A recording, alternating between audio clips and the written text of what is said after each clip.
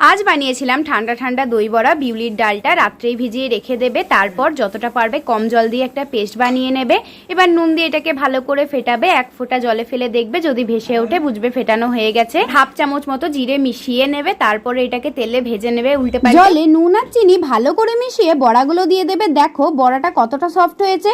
ফ্লেভারটা আরও বাড়ানোর জন্য 2 চামচ তেলে কালো সর্ষে, গোটা জিরে, আদা কুচি আর কারি পাতা একটু ভেজে দিয়ে দেবে, আর 1 চামচ দই জলে গুলে দিয়ে দেবে। বড়াগুলোকে 30 মিনিট মতো জলেই রেখে দেবে। এবার 4 থেকে 5 চামচ দই, 3 টুকরো বরফ আর চিনি দিয়ে ভালো করে ফেটিয়ে নেবে। আর এবার বড়াগুলো থেকে জল চেপে চেপে বার করে এই দইয়ের মধ্যে দিয়ে 1 ঘন্টা মতো রেখে দেবে।